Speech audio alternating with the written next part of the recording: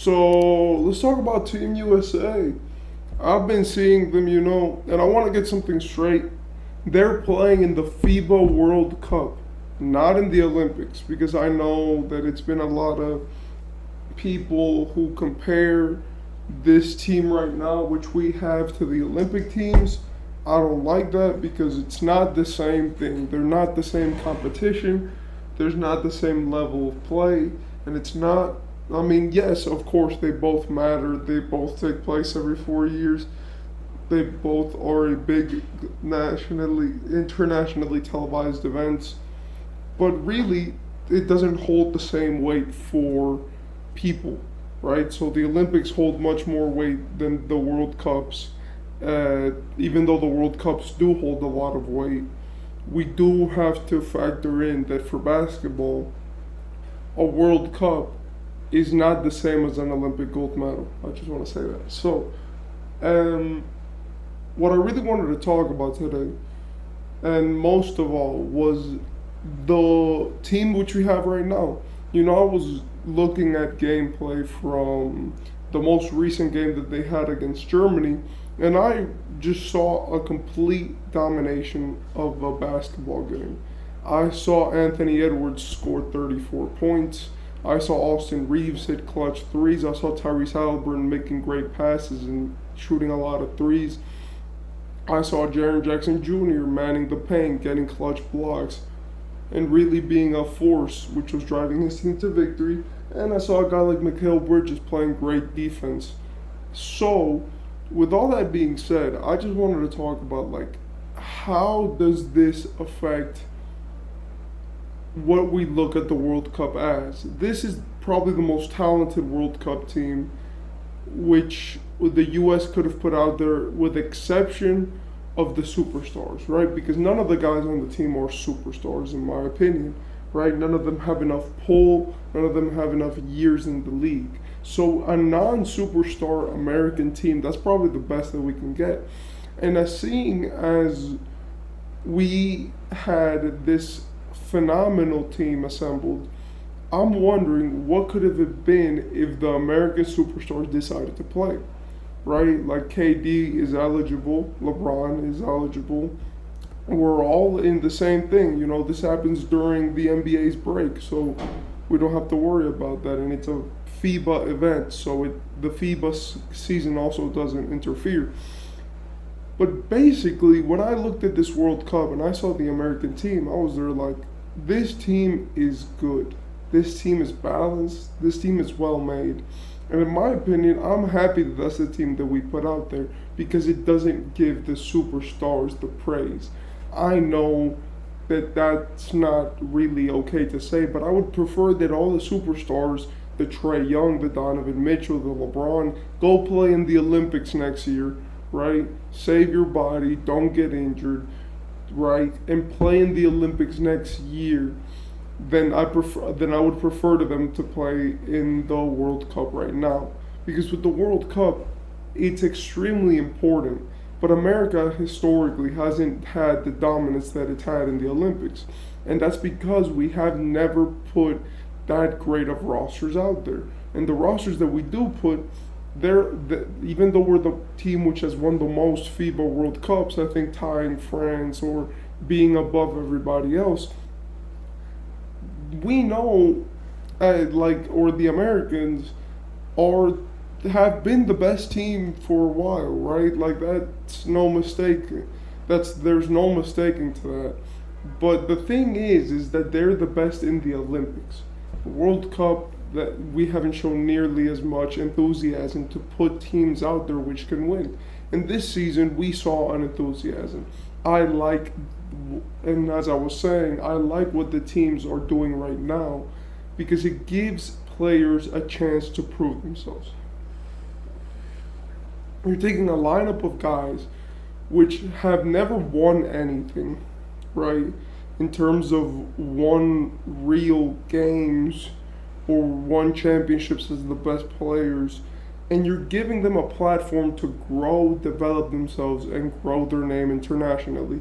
In my opinion, Anthony Edwards is probably going to end up a superstar from this World Cup. After what he's done the amazing performances, the 34 points in 34 minutes that he did against Germany, what he's done against Puerto Rico, Spain, and all these teams, as USA, I don't think has lost a game. We could see that there's a clear push here for two things. First is players who aren't superstars to be able to be superstars, and in my opinion, that's great, right? As we get to see a guy like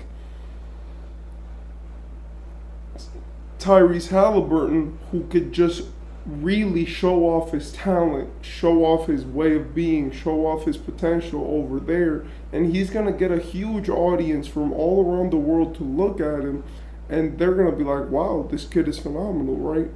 And this kid, we want to buy his jerseys, or what team does he play for?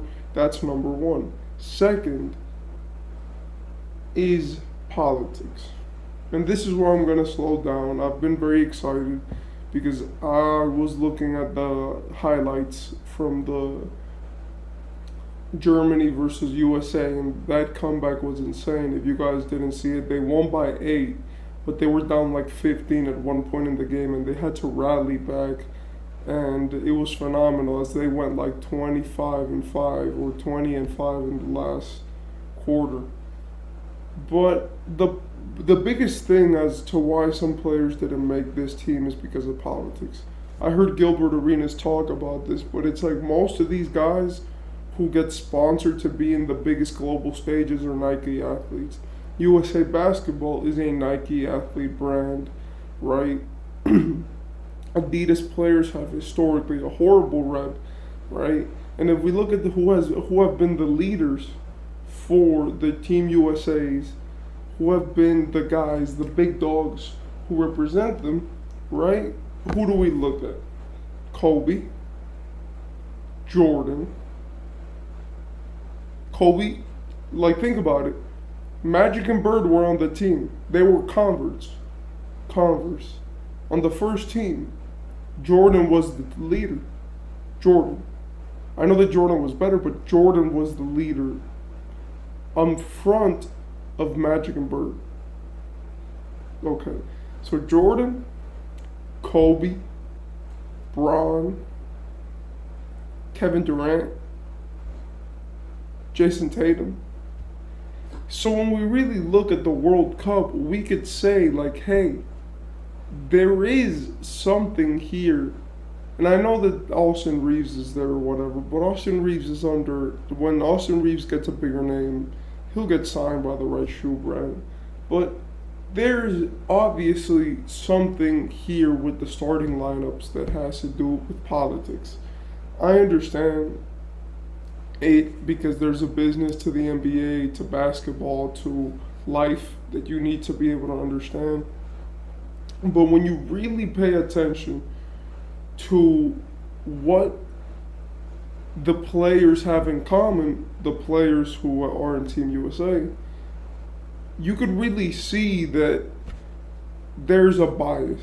Now, I know that a lot of people are going to talk about Anthony Edwards and what he has done and the fact that he's an Adidas athlete, but if you notice, Anthony Edwards, they didn't want him to start originally, right? Like, if you were there at the start of the whole saga with Team USA, they were talking about bringing Anthony Edwards off the bench. Eventually, he started going crazy, so they had to give him his damn respects. But yeah, like you see Mikal Bridges, Nike, Brandon Ingram, Nike, Jaren Jack, Nike, Jalen Brunson, Nike. And as we see, right, we could see that there's a bias. Now, is this intended, right? Is this just to, have some players be there for sponsorship reasons? I'm not going to give too many opinions on that, but in my opinion, what we really need to be looking at and really need to be paying attention is that even though this is a phenomenal lineup, and I like the players who are here because we got more players who need to prove themselves, and we got future superstars here who could show themselves. there is a certain aspect that makes me say that there were probably some players who were let off this list just because of their reputation, personality, or certain biases, which we don't really need to discuss. But I'll leave it at that. I like this team. I like what they're doing, and I hope that they win since, they're kicking some butt right now. Yeah.